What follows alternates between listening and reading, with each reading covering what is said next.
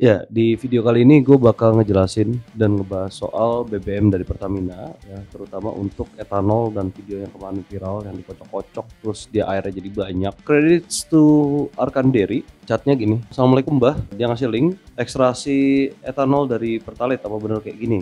Gue cuma jawab Waalaikumsalam warahmatullahi wabarakatuh. Sebentar, gue cuma jawab harusnya nggak gitu ya, paling nanti pagi tak jabarin, saya baru pulang. Ini chatnya kemarin hari Kamis jam 2.44 pagi. Dia bilang, nggak apa-apa, sorry kalau ganggu, kalau bisa di-share di beranda Mawon biar publis. Oke.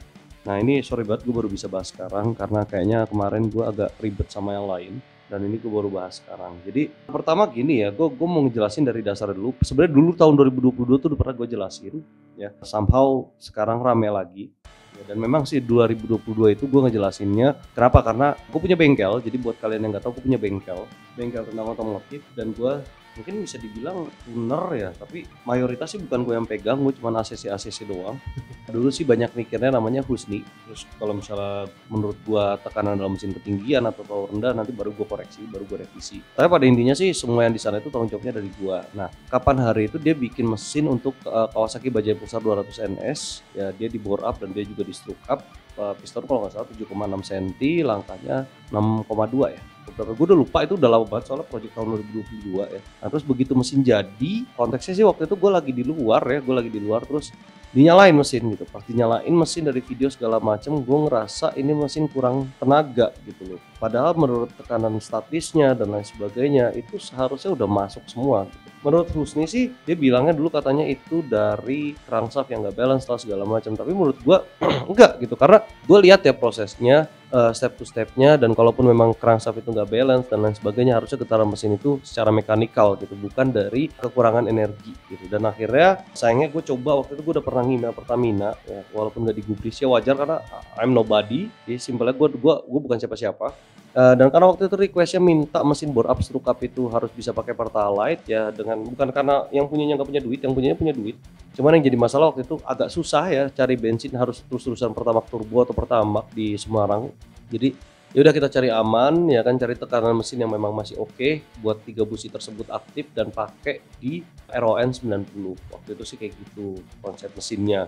Nah setelah jadi segala macam, gue bilang ini nggak masuk akal data mesinnya gitu kan, ini harus dirombak gitu. Coba di dyno dan memang gue ngelihat angka hitungan gue miss semuanya, bener-bener miss gitu. Maksud gue, jadi sebelumnya gue ngitung mesin itu kayak gue bisa tahu ya, kalau mungkin ada saksinya di sini ada Aji gitu kan. Gue bisa tahu berapa horsepower mesin yang gue bikin sebelum mesinnya naik ke dyno secara exact, bahkan sampai ke torsinya. Kenapa gue bisa begitu? Karena gue tahu dynonya kira-kira ngurangin berapa berapa horsepower ya. Jadi gue juga bisa ngitung resistensi dari mekanikalnya dan lain sebagainya, itu gue hitungin semua. Jadi bahkan mesin sebelum naik dyno pun gue bisa tahu gitu powernya berapa. Nah kenapa gue bisa tahu kayak gitu? Karena gue pernah ngetes density energi dari BBM Pertamina segala macam yang kayak gitu-gitulah gitu. Dan walaupun memang gue bukan lulusan sarjana sains kimia ya, tapi gue banyak belajar soal termodinamika dan lain sebagainya. Jadi gue cuma ngambil garis besar aja yang di bagian density energi gitu. Nah hitungan gue dulu miss, semuanya bener-bener miss ya.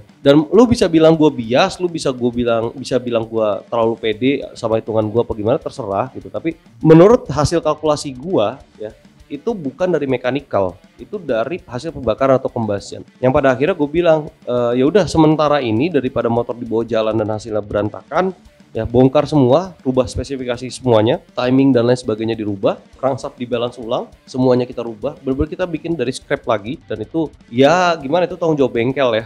Jadi ya keluar duit lagi. Dan akhirnya BBM-nya Pertamina waktu itu gue bawa ke lab, gue minta hasil kandungannya apa, dan sayangnya karena gue udah email Pertamina dan mereka tidak memberikan jawaban ya, gue nggak bisa bilang gitu hasilnya gimana, karena balik lagi tidak tertulis kayak ya udah lu boleh deh bongkar isinya apa gimana segala macam yang kayak gitu-gitu sih. Walaupun dulu yang gue pengen tahu apa sih yang bikin density energi BBM Pertamina ini tiba-tiba drop itu tahun 2022 ya, sebelum banyak kasus tangkinya bermasalah segala macam, itu tahun 2022 ya. Gue ingat banget. Jadi shiftingnya itu sekitar tahun 2022. Bahkan dulu belum ada Pertamax Clean ya, Oke, jadi itu. Dan ya kecurigaan gue adalah etanol yang akhirnya terkonfirm sama hasil lab. Ya, jadi di tahun itu pun gue udah tahu kalau BBM Pertamina itu dari etanol, makanya gue bikin video ya soal penggunaan etanol itu tahun 2022 di channel gua, di mana title video tersebut ini tanpa diedit ya. Jadi tanpa gua edit. Gue inget banget itu tag videonya di rumah gue yang di Pokoh, Karanganyar. Bener-bener cuman kayak sedia kamera doang ya. Gue tag video itu sendiri. Terus gue pakai handphone sebagai mikrofon. Itu udah lama banget ya 2022. Bahkan itu gak ada thumbnailsnya. Ya benar, 3 tahun yang lalu. Sekarang 2025. Yang pertama itu kualitas BBM Pertamina dipertanyakan. Yang kedua adalah videonya jika solusi BBM di Indonesia dicampur etanol. So I already say about ethanol dari tahun 2022 sebelum rame ya soal etanol ini gitu. Dan kalian bisa lihat sendiri gue cuma pakai kaos, celana pendek, yaitu di kamar ruangan kosong kayak gitu. Nggak, setupnya nggak kayak sekarang yang udah ada mikrofon dan lain sebagainya. Ini 3 tahun yang lalu, video 3 tahun yang lalu ya. Oke, jadi dalam video gua singkatnya dulu gue bilang it's okay to have ethanol in our fuel. Yang jadi masalah adalah ketidakterbukaan Pertamina terhadap produsen-produsen otomotif. Nah itu kenapa? Karena aku bilang di mesin-mesin modern ya, mesin-mesin yang 2010 ke atas atau injection, mereka sudah bisa beradaptasi dengan mesin-mesin yang sudah pakai BBM etanol. Mereka sudah produksi mesin yang sudah bisa beradaptasi dengan etanol mix gitu. Jadi fuelnya itu dimix dengan etanol. Dan kemarin juga gue sempat bikin video soal Lexus yang gue bilang gitu, itu bukan salahnya Lexus, bukan salahnya user Lexus tersebut yang akhirnya mau BBM-nya bermasalah dan lain sebagainya. Ya cuman dalam video tersebut gue bilang gitu, etanol itu akan lebih bereaksi terhadap air ya, yang akhirnya mengikat air.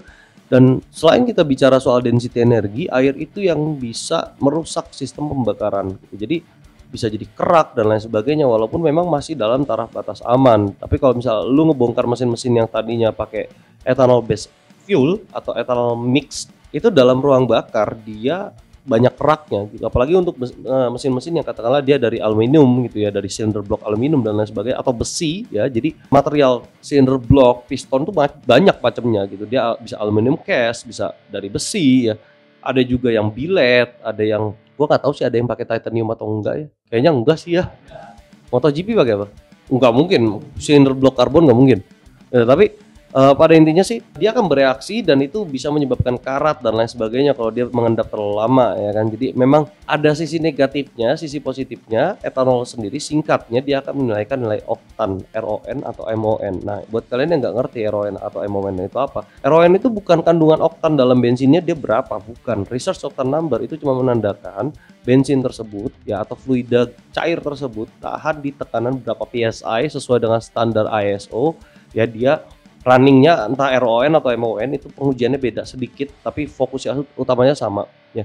Dia disamakan dengan fluida cair dari alam yang sama-sama dari alam ya, misalnya alkohol kah atau apa gitu yang kita bisa nemuin asli dari alam, dia kuatnya di berapa tekanan PSI gitu. Jadi research octane number atau molar octane number itu singkatnya seperti itu, bukan dia berapa oktannya berapa gitu. Jadi kandungan bensin sendiri sebetulnya dari masing-masing produsen itu beda-beda ya, dia punya mixture-nya sendiri segala macam. Nah kemarin yang bermasalah itu soal base fuel, di mana base fuel itu seharusnya murni tidak ada kandungan tambahan seperti etanol gitu, etanol ataupun metanol gitu. Jadi singkatnya sih seperti itu gitu. Jadi gue tidak menentang ataupun mendukung penggunaan etanol ya, karena gue tahu ya semakin tinggi aturan-aturan Euro yang kita pakai, mau nggak mau kita akan shifting tadinya dari base fuel yang murni bensin kemudian shifting menjadi etanol base fuel.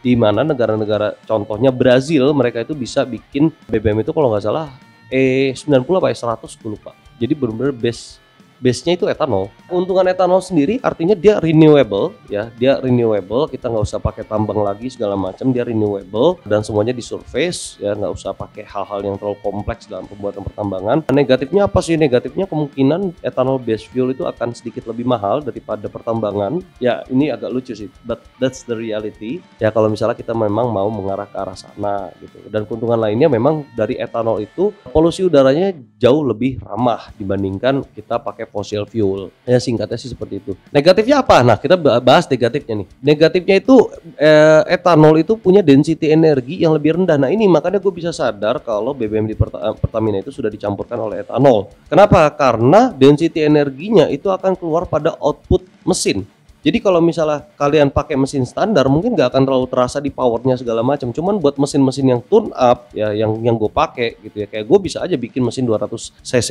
4 tak gitu, gue paksa jadi keluar outputnya di 50 horsepower, itu bisa aja gitu loh. Nah untuk mesin-mesin yang kalibernya seperti itu ya, dimana volumetric efisiensinya tinggi di atas 90% ya, dia toleransi terhadap etanol itu sangat rendah gitu. Kenapa? Karena untuk mencapai ya, bisa dibilang mencapai horsepower setinggi itu, gue butuh naikin peak powernya ada di rotasi per menit yang lebih tinggi gitu. Sementara untuk menggerakkan mesin ya, biar dia naik RPM yang lebih tinggi ya, itu butuh energi combustion atau pembakaran dalam chamber ruang bakar. Kalau misalnya ruang bakar tersebut powernya kurang ya, hasilnya kurang, mechanical energinya itu kurang ya, dia gak bisa nyampe ke RPM yang lebih tinggi. Ya, kalau misalnya lu mau belajar tentang mesin ya, nanti ada lah channel yang lainnya yang lebih pintar dari gua gitu. Tapi singkatnya sih seperti itu. Nah, kalau misalnya kalian pernah punya mesin-mesin yang dari karburator, entah motor, entah mobil, kalian pernah tahu ya antara rich sama lean ya, bensin-bensin lean ya. Bensin-bensin lean itu kelihatannya kayak dia ngegas gitu kan, dia kayak mesin itu seperti teriak gitu, tapi gak akan pernah nyentuh RPM tertingginya. Kenapa bisa seperti itu? Ya karena itu energi dalam BBM-nya, air fuel mixture-nya itu kurang gitu. Tapi kalau buat di mesin standar, dia tetap bisa ketemu RPM limiternya gitu, cuman jadinya lebih panas. Kenapa jadinya lebih panas? Balik lagi, density energinya kurang, jadi mesin itu maksa masuk ke RPM yang lebih tinggi. Ya beda sama rich, dimana kalau rich dia nggak mau masuk RPM atas karena BBM-nya tidak terbakar secara sempurna dan akhirnya knalpotnya bau bensin. Jadi yang lu buang di knalpot itu benar-benar pure bensin. Nah etanol itu seperti campuran yang lean ya, singkatnya seperti itu. Jadi kalau untuk mesin-mesin yang ethanol base atau mungkin ethanol mixture, mereka membutuhkan AFR atau lambda yang lebih basah daripada BBM-BBM yang biasanya. Misalnya contoh lu naruh mesin di 13,5 AFR atau lambda di 0,9 ya. Lu kalau pakai yang etanol dia harus dapat lebih rendah lagi. Misalnya tadinya 13,5 lu turunin jadi 13 atau lambdanya 0,9 jadi 0,88 gitu loh. Singkatnya etanol itu seperti itu. Kenapa bisa seperti itu? Karena etanol ini density energinya lebih rendah, tapi dia akan mengeluarkan kalori yang lebih tinggi atau panas yang lebih tinggi. Akankah bermasalah pada mesin? Enggak. Kenapa? Kalau mesin modern ya mereka udah ada termostat, dan termostat itu yang akan mengatur suhu mesin dari radiatornya. Jadi kalau dia mencapai suhu tertentu, katakanlah 95 derajat Celcius atau 105 derajat Celcius di beberapa motor yang gua tahu, kayak misalnya contoh ya Ducati 848 SF yang kayak gitu-gitu, mereka itu akan buka kipasnya di range 90-95 derajat Celcius. Kalau di motor Jepangan itu biasanya 85 sampai 90 derajat Celcius gitu ya. EOT, engine oil temperature, mereka akan buka sendiri kipasnya, nyala sendiri kipasnya. Akankah menciptakan masalah? Enggak, balik lagi enggak, selama memang ada keterbukaan. Nah itu tadi yang gue bilang. Nah untuk etanol sendiri gitu, lama combustionnya dibandingkan fuel sama apa beda?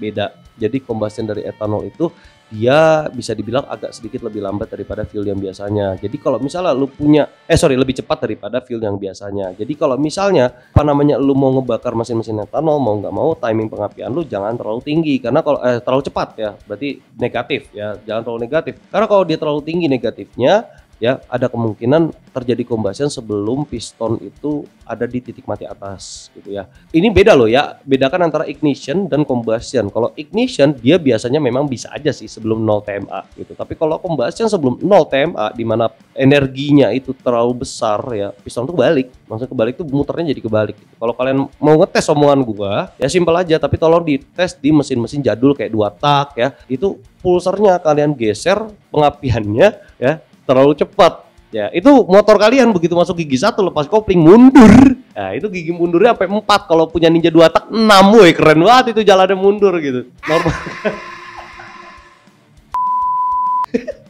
Sorry, gue inget temen gue soalnya pernah curhat, dia majuin timing pengapian RGR-nya mundur. Nah, gitu. Jadi it's possible gitu. Nah sekarang kita bahas nih soal yang Pertamina ya. Kita bahas lagi yang soal yang tadi apa BBM-nya itu yang dicampur. Oke.